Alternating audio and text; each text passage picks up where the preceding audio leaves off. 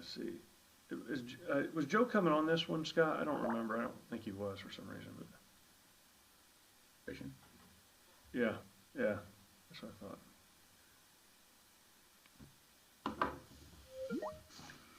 Okay, it's 8:30 by my phone, and I'm presuming that that's accurate. So I'd like to call the meeting to order for the Finance Committee for June.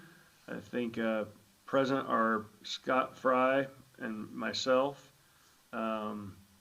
And the first thing I'd like to do is just an approval of the May 2020 minutes. Scott, do you approve? I approve. Me too. How about that? All right. That's very, very simple. Okay. Yeah. Well done, Troy. Well done. There, yeah.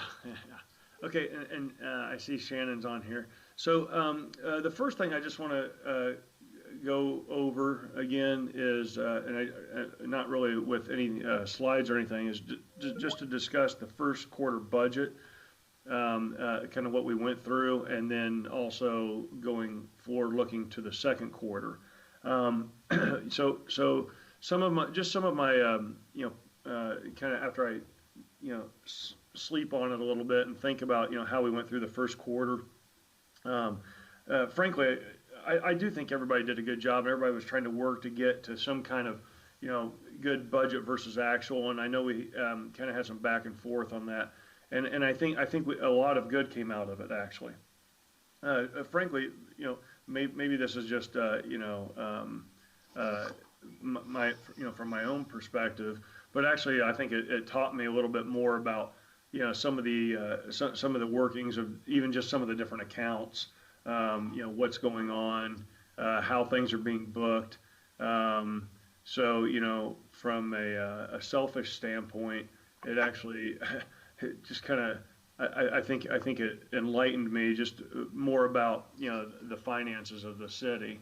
And I'm not saying good, bad, or indifferent. I'm just saying it just I think I learned more, and anytime I can learn something new is always good.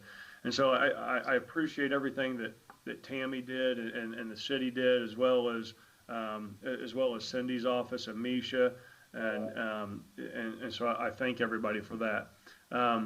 The one thing that I think since everybody's kind of on here, and I think Todd and I are going to meet with Greg this week. I believe that's right, Todd. I mean, correct me if I'm wrong. But yes, I think that's on our calendar. Yes. Okay, but as we look through the budget for the second quarter and how we're going to review that, I think maybe we just change the format of it a little bit, even if it's in Excel. And I don't know if it makes it easier or as I went through the first quarter budget, the first thing I thought of is not whether the numbers are accurate or not accurate, but how it can become a more efficient process. Because if we can create a more efficient process, then it'll give us obviously more time to dig into the numbers, as opposed to just digging into the numbers and maybe having one thing here or one thing there, or having and I know this sounds so tedious, but having the columns in a certain, just laid out a certain way. And I know that, so that's just, that might just be my pet peeve. But I think as we become more efficient at it, we'll get better at it.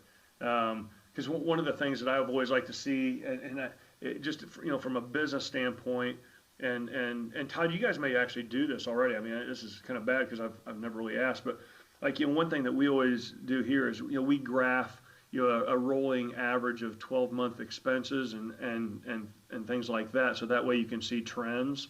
So I don't know if we do things like that. Yeah, that module is available in OpenGov. And okay. At this point, that module, at least for public view, has been disabled since there's such a disparate data set between actual and what's in NAV. So I had that disabled so we can get that shored up. Oh, okay. And congruent, but that does offer trending year over year, yeah. And can get very granular. So that's a powerful platform for data reporting. And also, Domo is a very powerful tool as well. So we do have those capabilities, and we just want to make sure we're reporting accurate data in the system. Yeah, right. Okay. Yeah, see, like, I don't know how any of those things, I mean, I know what they are, but I don't know how they work necessarily. So, um, maybe, and maybe, after we meet with Greg or something this week, maybe, I think Cindy's on the call, right? Let me see over here to the left. Yeah, Cindy, you're there. So Yeah, maybe, I'm on here, but I keep awesome. losing you guys. Oh, you do? Yeah. You're, yeah, Yeah, you guys, all of you, when you're talking, I hear like every other word. oh, sorry. That's okay. Um, so maybe after we get through, after we talk to Greg and we kind of talk more about the budgets, for next year and different things like that, maybe the following week we can just have a quick meeting to just kind of talk about how our second quarter budget to actual is set up and see, with Tammy leaving, if you can help with some of those things, or I don't know. I mean, we'll get it all figured out so everything's working, well. Does anybody else, Scott, you have anything to add to that? I mean, No, I agree with your comments and your commentary as far as getting the first one put together. Everybody worked really hard. I think it's important to point out, though, that not only is it, important for us to be able to look at it pretty, as efficiently as possible, but as we go, it's going to evolve and it's going to get, all it's going to do is get better. And the first one was good and it's going to just keep getting better. But it's important for us to be able to look at it efficiently, but also keep it in mind that it's for the taxpayers to be able to see and pull a quick point of reference and grab their information that they want to see as well. So again, keeping that as efficient as possible is a great thing. So, but again, okay. thank you to everybody that worked hard. Yeah. And Todd or Cindy, do you guys have anything to add? Do you think there's anything that we could do to make it, I mean, again, in that Excel type format, to make it easier for the taxpayer to read so they could see budget versus actual? I mean, I have some ideas myself, but I don't want to always put my ideas out there. I'd rather hear you guys also. I mean, Well, I know Misha's on the call and she does a lot of the, with Nav, her and Carrie. Carrie's not on the call, but Misha is. Misha, do you have any ideas that, are you on there? kind of putting everybody on the spot, I know, but Well, she was. She was yeah. on there. I don't know what happened to her either. Okay. Okay. Todd, do you have Okay. anything you want to add to that, or?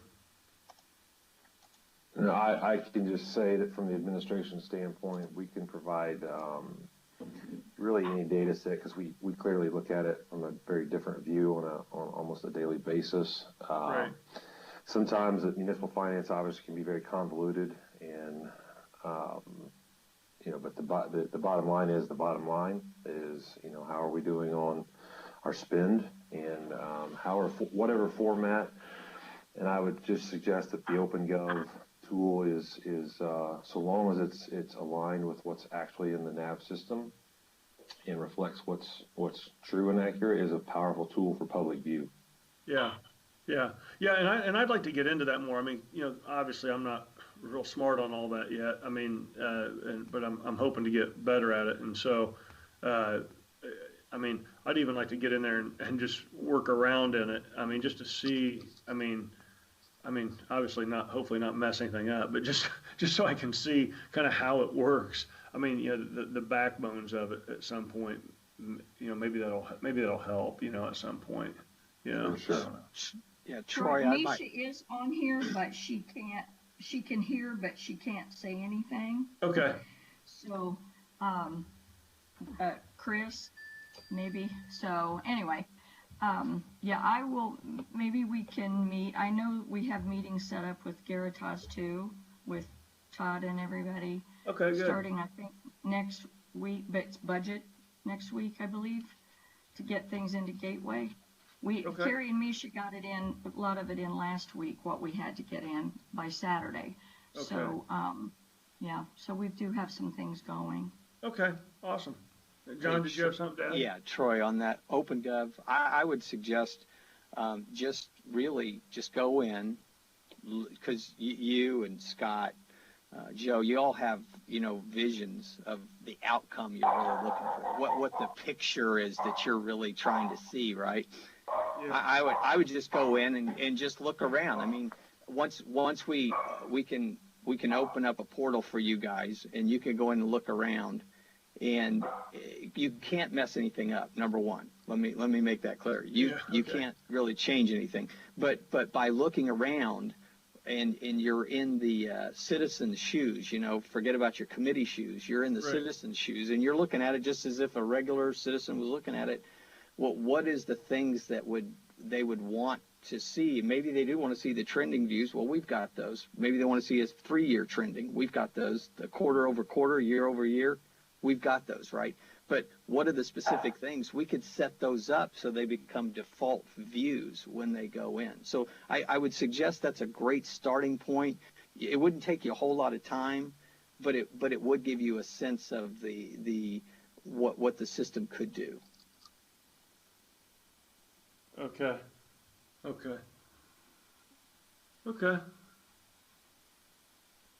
All right. Sounds good. That's really, we found with the user group, we had a few citizens when we were first rolling it out. That worked out really well. I mean, they would kind of huddle with their neighbors, and they would go through it and give Tammy feedback. And it really worked well to get the original views set up, because they were default. This was the citizens saying, this is what we want to see when we go in. Right. Or these are the typical things so over on the left, we had typical views that they wanted to see when they went in. So boom. And then just like Todd said, once we can get some of these discrepancies dealt with, then it's basically you just dumping out a nav into, all we've ever done is just dump out a nav into OpenGov. What OpenGov does by having a different view is that it has this tendency to show some of those discrepancies, highlights them. Okay. Right. Okay. We'll be back. Come on, Don. Hello? Okay. All right. Let's move on. Let's go ahead and move on to the why. And before Shannon, I know Shannon's on here, before she starts talking, Todd, did you want to kind of give a precursor to this? No, sir. I'll offer just some background one-to-one with you as the chair at a later time. Okay. Sounds good. Okay. Shannon, are you, I think you're unmuted now, so. Can you hear me? Yeah, I can hear you. Clear. All right. Well, good morning. Good morning. And I'll try to keep this brief. Morning. I'm disappointed. I was going to shower, but now you guys can't even see me. Had I known. And also, in this ever-changing time, unfortunately, Mitch is not able to join us, so I'm going to provide all of the update. So if you could just imagine my excitement times about 50, maybe 100, that would be what Mitch would kind of be coming across. For those of you who know Mitch Frazier, our chair of our steering committee.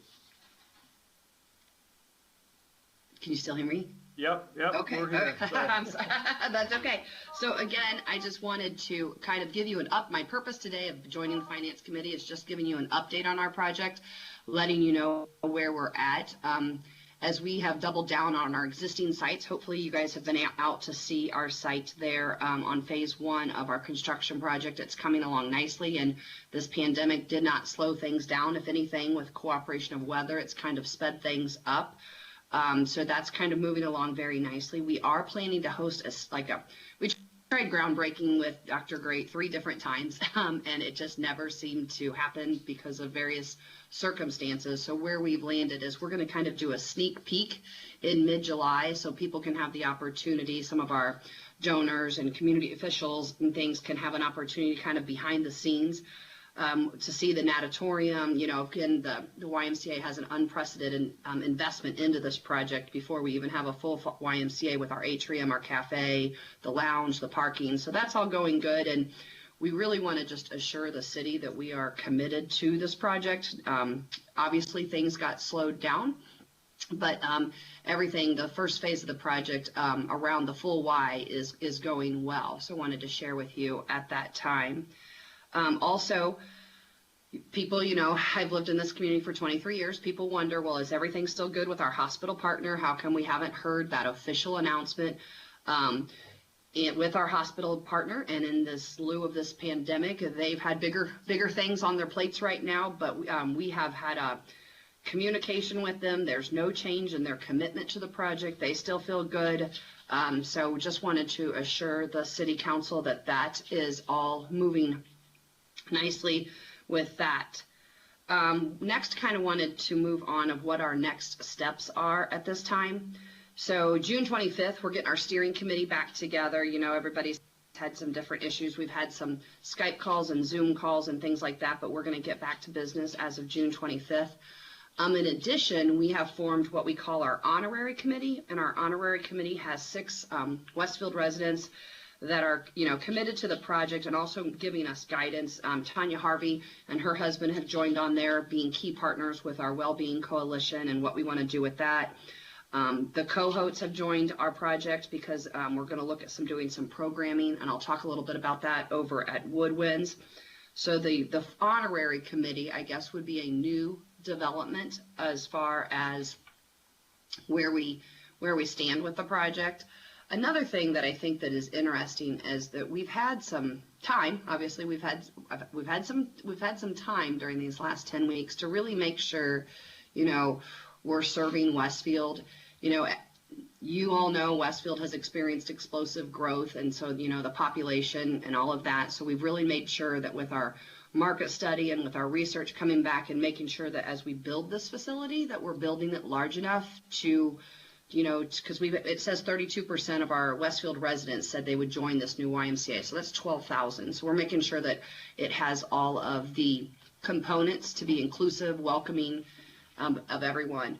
We've also looked a little bit about the a survey that's 17%. I'm not going to end on a negative note, but this is a little bit alarming. 17% of our 6th graders at Westfield Washington Intermediate School reported feeling sad or hopeless for more than two weeks in a row. And so, and of that, 7% reported committing suicide, considered it. So really, we want to make sure we looked at our space, that the YMCA will be a key partner in advancing the work of the Westfield Wellbeing Coalition. Got Tanya Harvey there involved. We know Westfield's poverty rate is 6.7%, well below the Indiana average, but certain groups are more severely affected, and we just wanted to make sure that we communicated that the YMCA provides financial assistance. So we're not going to turn anybody away due to inability to pay at this new facility. We talk about veterans. 1,400 veterans currently call Westfield home. And so we talked a little bit about what we can do for the veterans and having dedicated space. And also the YMCA of Greater Annapolis offers a 20% reduction on membership fees. We know that Westfield, 31% of the population is 18% or younger. Again, well above the national average. So we want to make sure, we've been talking with Danielle over at Student Impact to make sure that the YMCA gym and other space could serve as additional space of serving that youth population. And then probably maybe affecting some of you during this pandemic time, but between 2009 and 2014, the adult obesity rate in Hamilton County increased by 22%. So, you know, in addition to all of the programming that we do, we know that we've got to be a healthier community. And so we want to make sure that we're addressing those needs.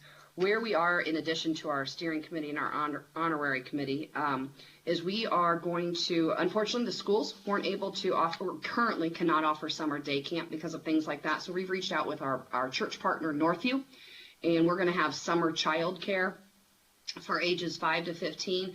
And one of the things that, again, how we've responded to the needs of our community, when we know that for some there is a need for summer day camp, we've also changed our camping so that you can do a partial camp, so you could pick 1 or 2 days, or you could do a 3 to 5 day option. So maybe you're just a family in the community this summer that's looking for summer day camp for only 2 days. So we're going to start that up on June 22nd at Northview and run that the weeks of summer.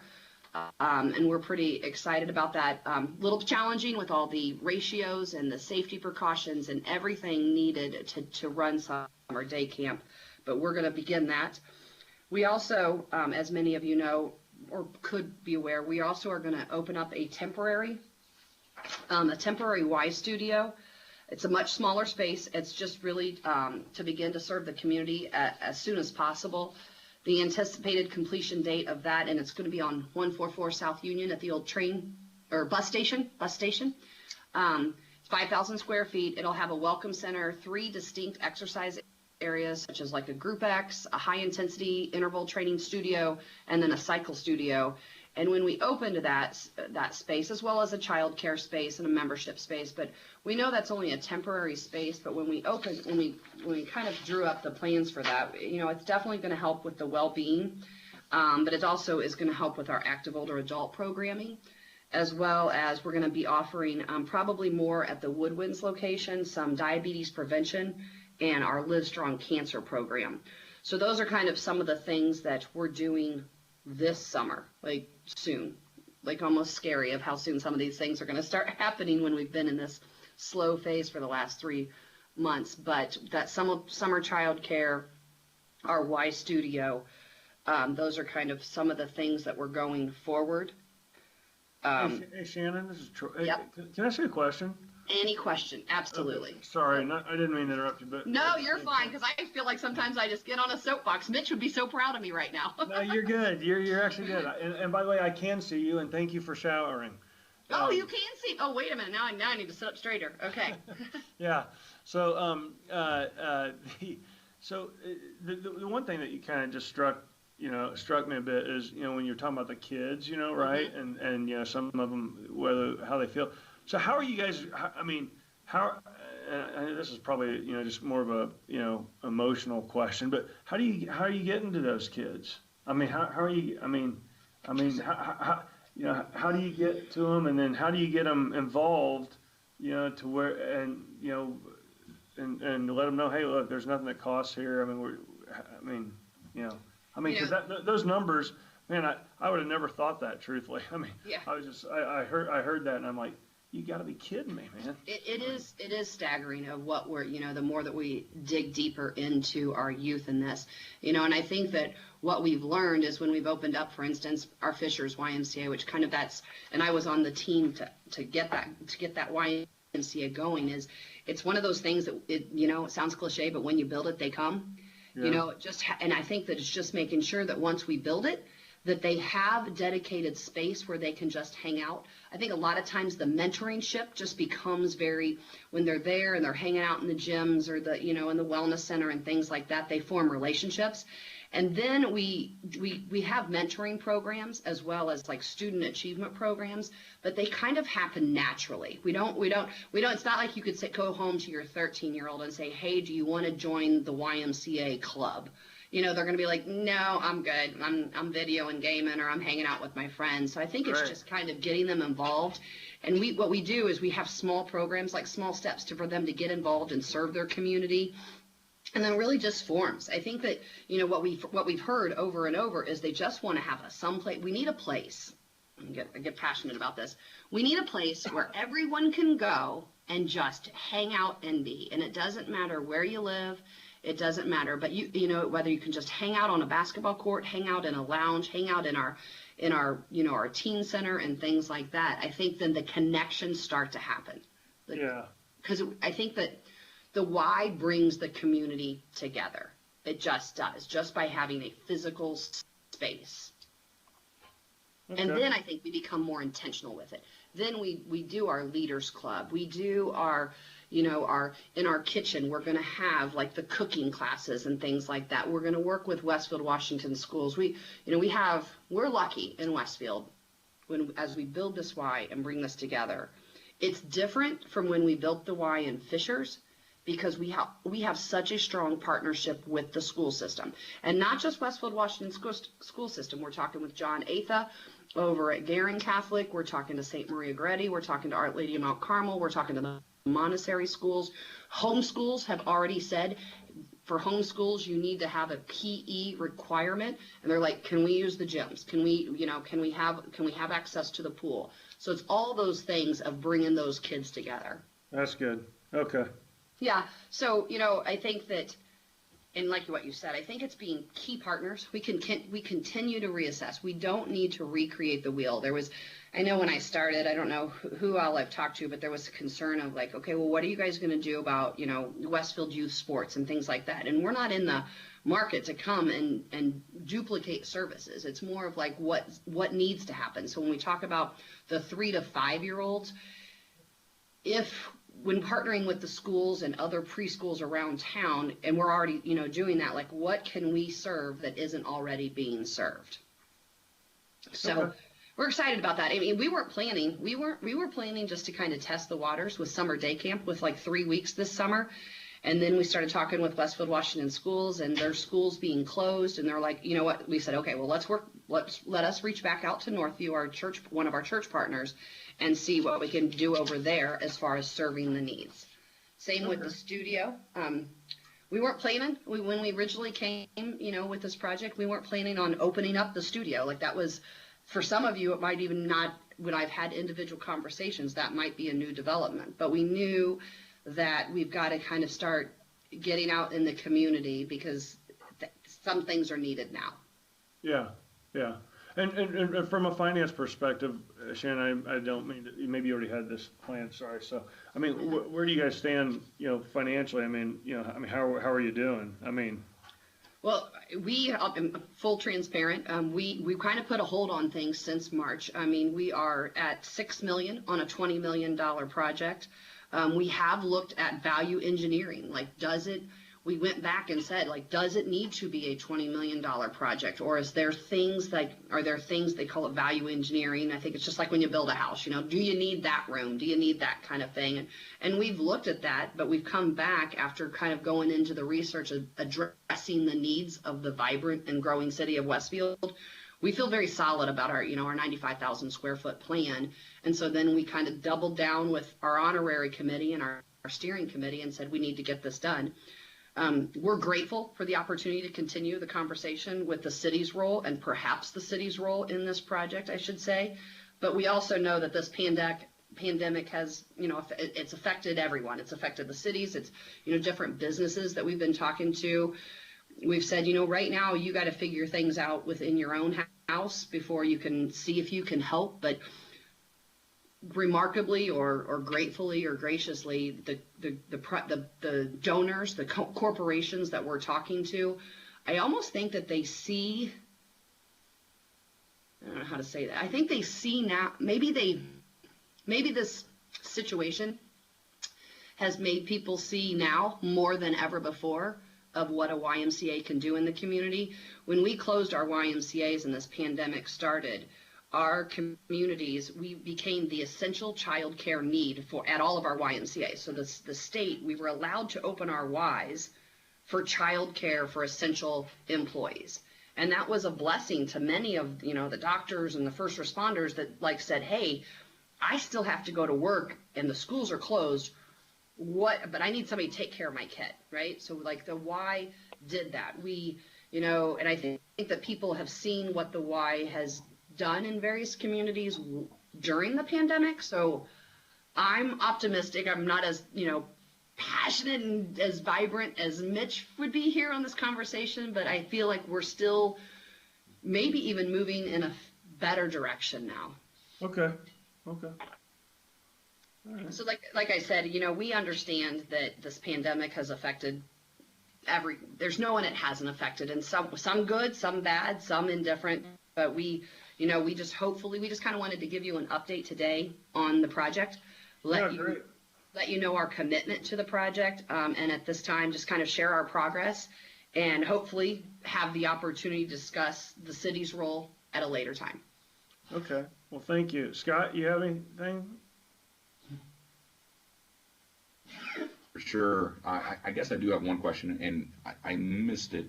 I apologize for that, Shannon, but the location that you're opening downtown, I know you said summer. Did I miss a more specific date in there, or is it just sometime this summer? So we are in there renovating the project right now, 144 South Union. The Beauchamps graciously worked with us on this situation. We have ordered, so it's going to have the 3 studios. Matrix is one of our large suppliers for our wellness equipment, and they have been shut down for this. They have told us that they are back in production. We don't know. There was at one point going to be the grand Grand Junction was going to do their event downtown, which is kind of right there with we are.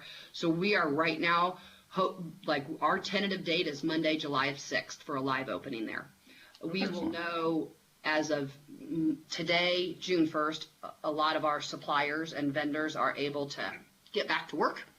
And so they know so we're hoping for Monday, July 6th for a live opening date. That's exciting. I appreciate that.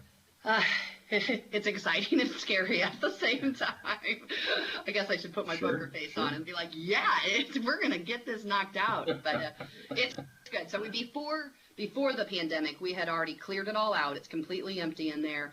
We've done painting. We've got our design, our construction team. We will be working with the city on permits, and they have directed us for different things for the sewage and things like that. So we did a lot before, kind of got shut down, and then as of today, we're back on.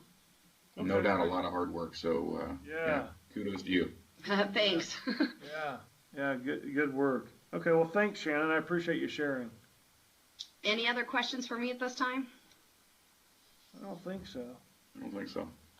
All right. Well, I'm going to hang up. I'm just going to hit this little red button here, and you guys all have a great day. Okay, you too. You too. Thank you. Take care.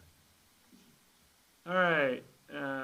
Okay, so let's move on to Grand Park budget. And so John or William, I'm not sure who's going to present first. Maybe John, and then kind of go from there.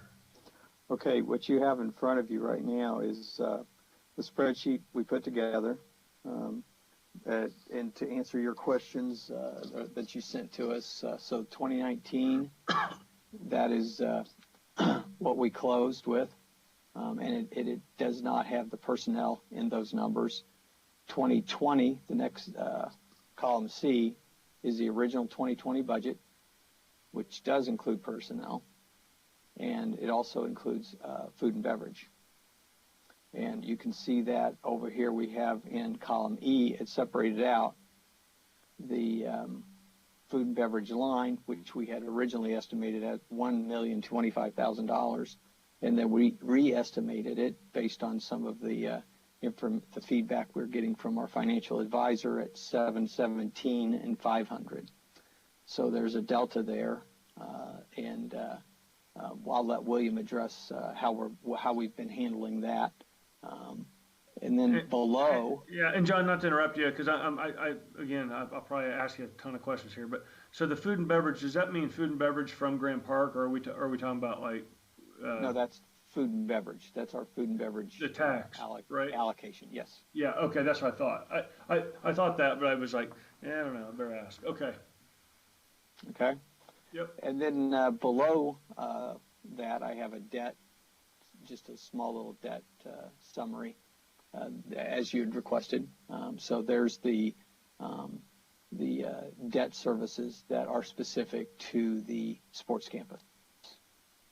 Okay. And is that principal and interest, or is it just principal, or what is that? That is principal and interest. Okay.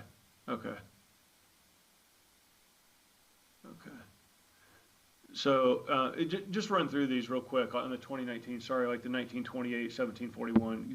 Just go through each of those numbers. Okay, the 2016.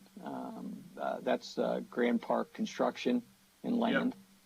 Yep. 2018 is construction. GPEC is the event center. Yep. And then turf is the synthetic fields. Okay. And what are the balances on each of those? I mean, do you have that on the spreadsheet? I do not have it on the spreadsheet. I could get that to you. I don't have it in front of me right now. Okay. No, fair enough. Okay.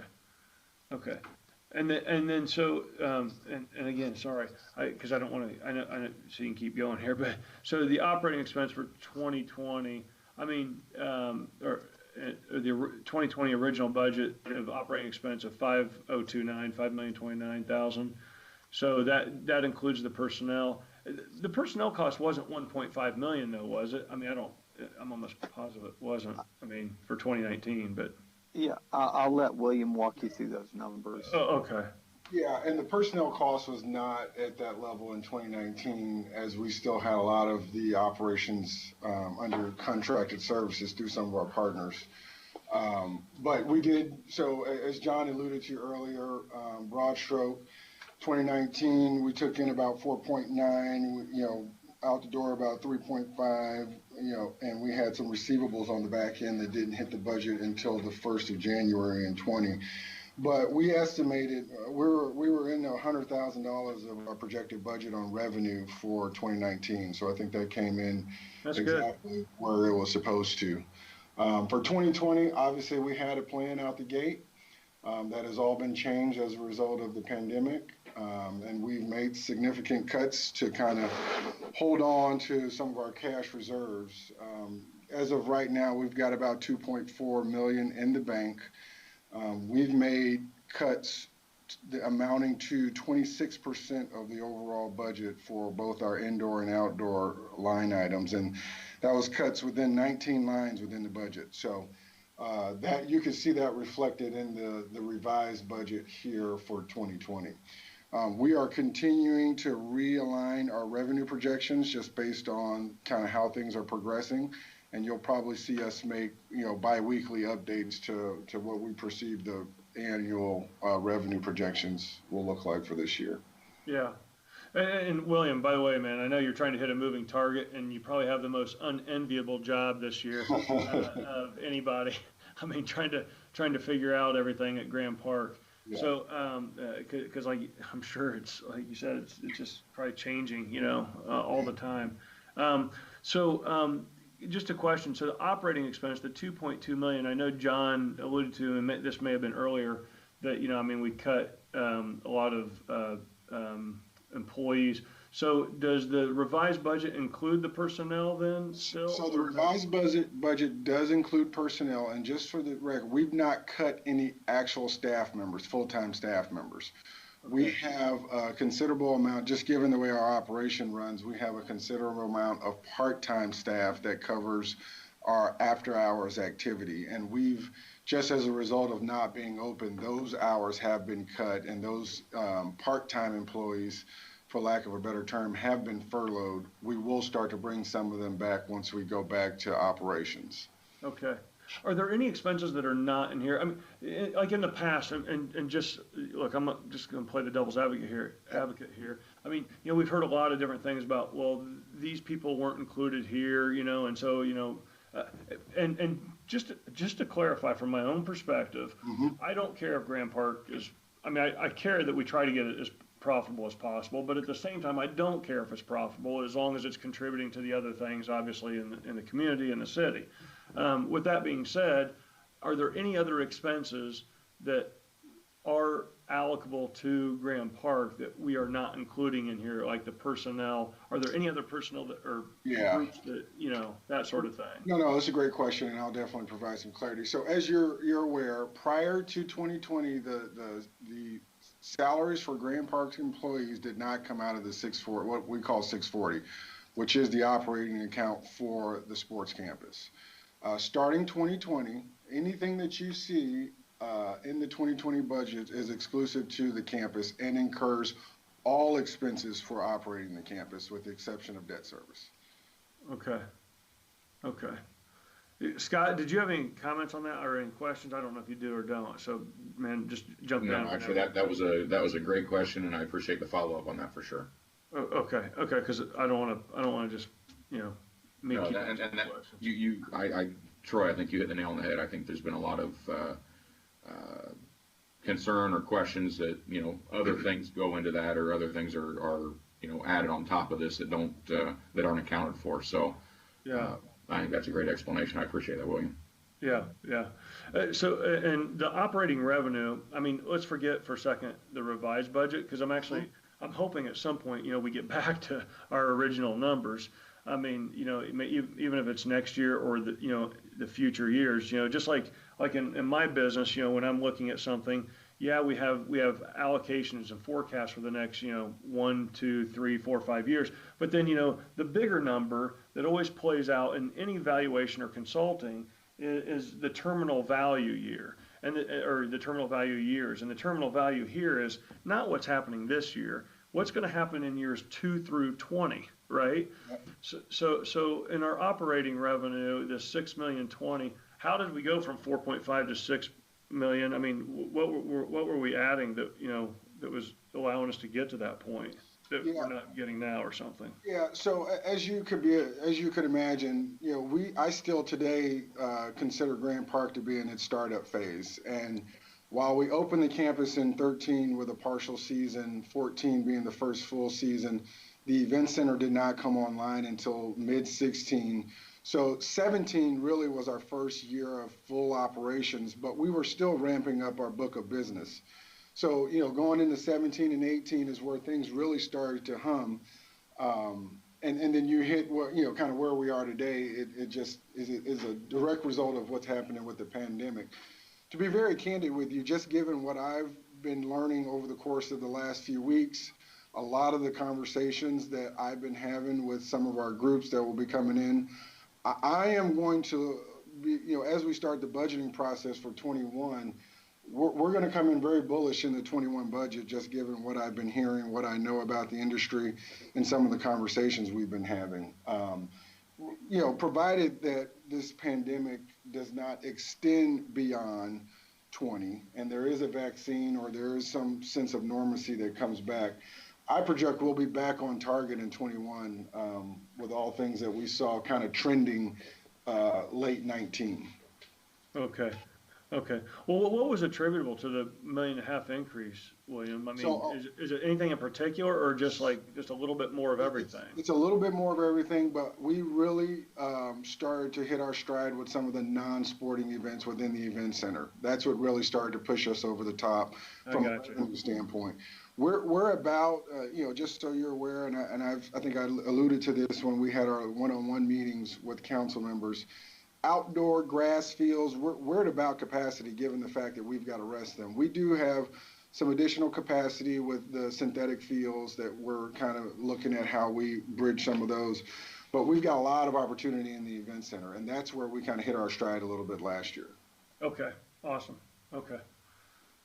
Sorry, John, I didn't mean to get off topic there. I don't know if you were, still going on, but on that stuff. But so. No, I had finished up what I had put together for you guys. Okay.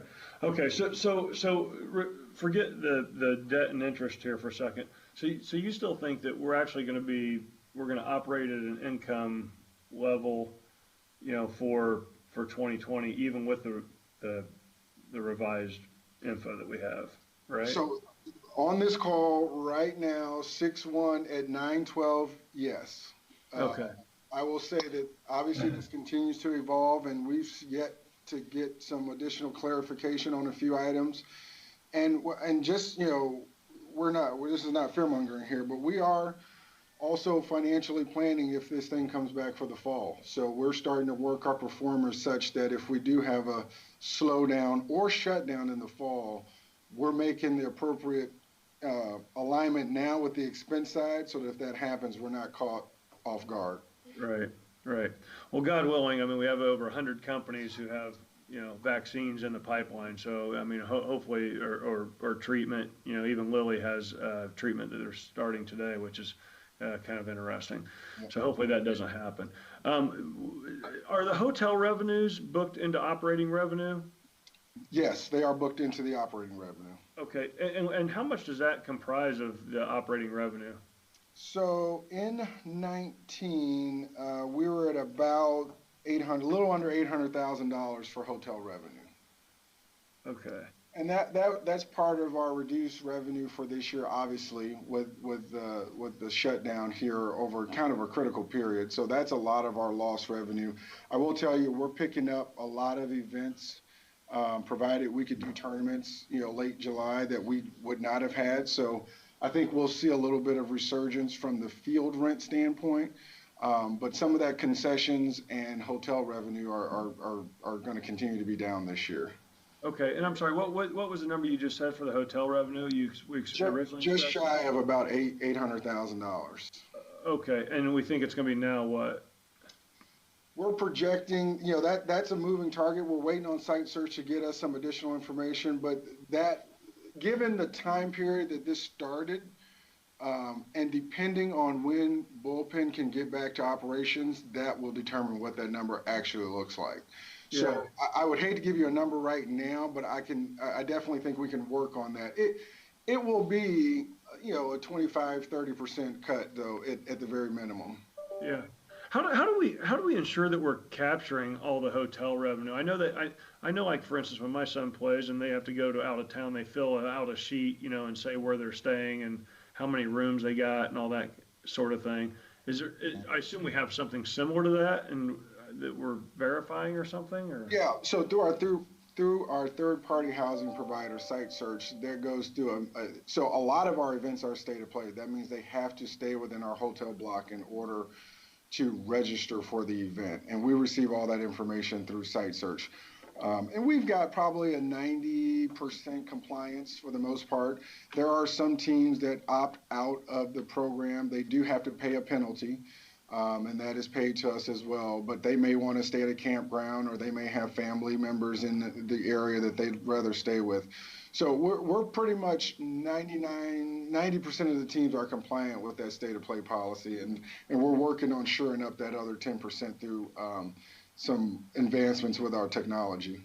Yeah, that's because that could be a big number, right? That could be $100,000 or so. Yeah, or something. I mean, I don't know. Okay. Scott, did you have questions on this? Yeah, you know what? I'm going to go ahead and ask. I'm just trying to figure out. Talk to me a little bit, William, if you would, about column G. Column G, let me go over. So the 3075. Yes. So what that is, because of the potential shortfall within the food and beverage revenue, there's a gap related to the expenses that would come out of that account. And it looks like it's to the tune of about $300,000.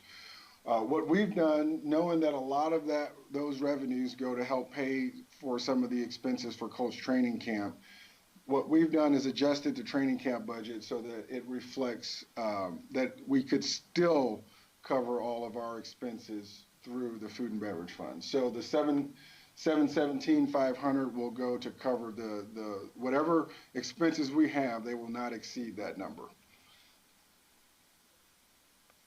Okay.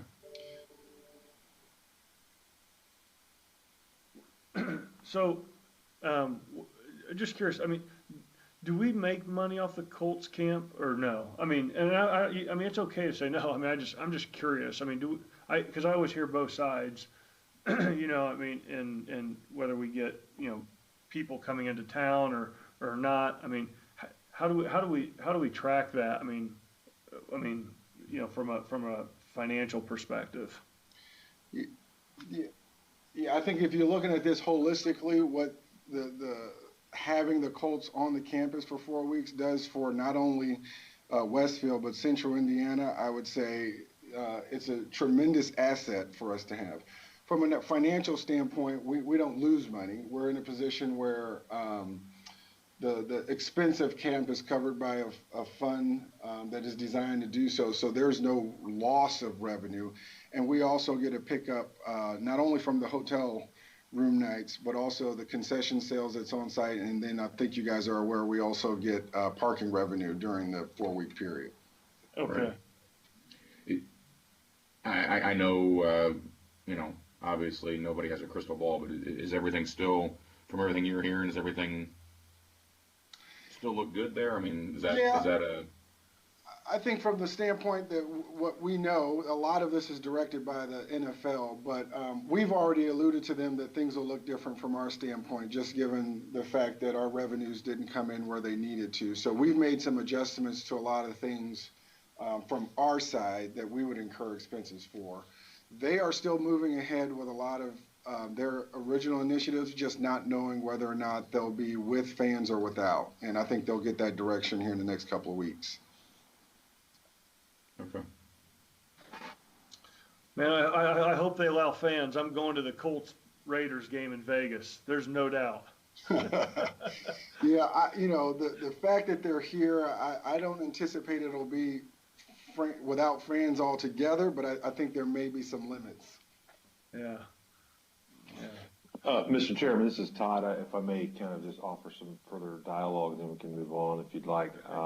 Relative to the Colts camp and its opportunity. Obviously, there are expenses related to that, but as an example, having that event in the complex at a time in the calendar when it's normally very dormant on the field sports side has allowed us to market the fields to other users.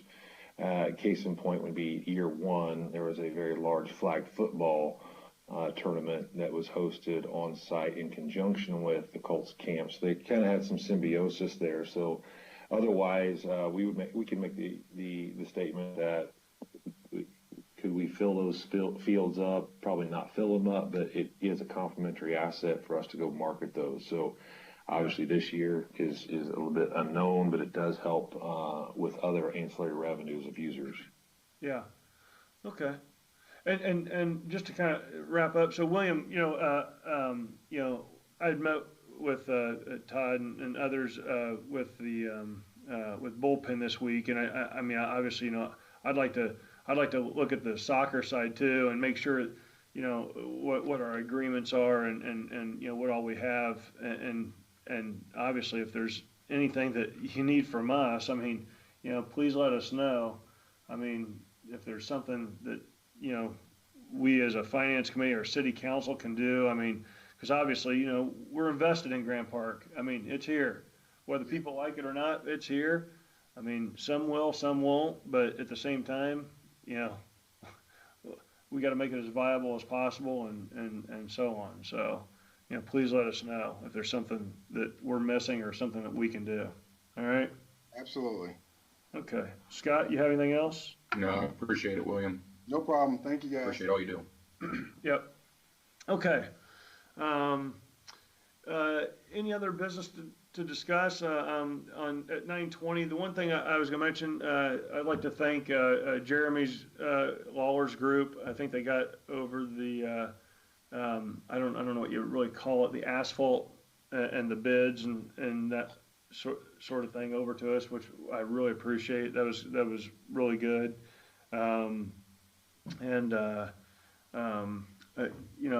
Obviously, one of the things that I feel like we're charged with in the finance committee, and as I was alluding to, with some of these meetings is,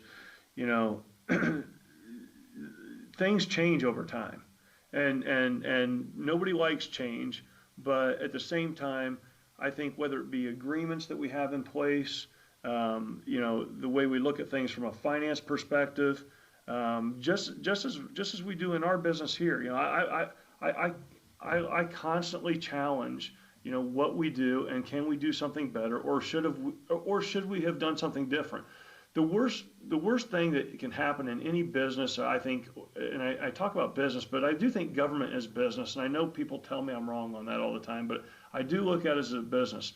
But any time that you look at something that you did and you become complacent with it and you never look back to say, well, we already did it, it's done.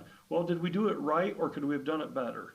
And I think as long as we keep challenging that, from a finance perspective, from an operational perspective, and there's certain things I'm just really not good with. I mean, zoning, different things like that. But one thing that I think that Scott and I and working with Todd and Cindy and everyone else can do is keep challenging the way we're doing things and see if we can change things for the better. Because look, nobody's perfect. I make mistakes all the time, the worst thing I can do is not recognize those mistakes and then say, oh, well, it kind of worked out last time. I mean, let's just keep doing it. I mean, we made money or whatever. But if we can keep doing things better, that's really what we're after. And I do appreciate everybody, working with the new city council and opening up, everything and going through, agreements and finances and it's not always comfortable. But at the same time, if you're comfortable all the time and sitting back, then there's probably opportunity. That's well said, Troy. Yeah, that's what I'd say. Anybody else have anything to add? Just one final thing on the 2021 budget. yes, you and I, Troy, will be conversing with Greg Garatage, but I will have Kristen reach out to you as finance chair. We're going to begin kind of the cadence of the 2021 budget planning with FSG, Financial Services Group, along with the clerk's office. And we have that scheduled as just a sequential 2 long days of department budget planning with FSG. So how the Finance Committee wants to interact with that, I'll certainly leave that up to you all, such that you don't get in a quorum situation. But we'll let you know what that schedule's like, and you can pick and choose where what you participate in. Yeah. Okay, that sounds good. And I presume, Todd, I mean, really, I mean, I think, man, this will be, if there's a year to have a tough budget to put together I mean, that, you know, to have it be difficult putting together a budget, this is it. I mean, you know, I mean, it'll be, you know, I mean, you can plan as much as you want, but I mean, that's why I do think a working budget is so much. I know you can't do it with the state because, like with the LGF, you have to submit it, but having a working budget that you can maneuver and manipulate, I think is so key to operating a successful entity. You know, I don't know. So just kind of thinking that through. But, I mean, but you get, you know, good luck. Well, I was able to get a good real world lesson during the recession and going from a town to a city and all the things that go along with that. So we got a pretty good template that we can use as a guideline, and the sustainability plan is certainly a tremendous asset in what we're doing all. Okay, awesome. Does anybody else have anything they want to add or anything? Yeah, Troy, this is Jeremy. I apologize. I got kicked off the meeting right when we started talking about the resurfacing. Did either of you have any questions associated with that prior to it coming to council on next Monday? I do not. I was just saying, hey, I appreciate you getting that over to us and the bids and everything. That's exactly kind of what, you know, I was hoping to see, and it's perfect. So really appreciate it. Yeah. Very good. That's good to know. That is the first like large project that we've bid since the beginning of the year. So that's the format you'll see moving forward, and just let me know if you ever have any questions. Okay. Hey, and since you're back on here, Jeremy, well, I think you made it. No, you're still there. Okay. Yeah, I'm on my phone. Okay. Yeah, you keep moving from one presenter to attendees and whatever. So. One of the things, and hopefully maybe we can do a live meeting next time. The one thing just to kind of prepare everybody, the next meeting I would actually like to talk about Grand Junction and what we're doing. And I don't know, Jeremy, if you do that part of it or not. I mean, that's kind of my ignorance.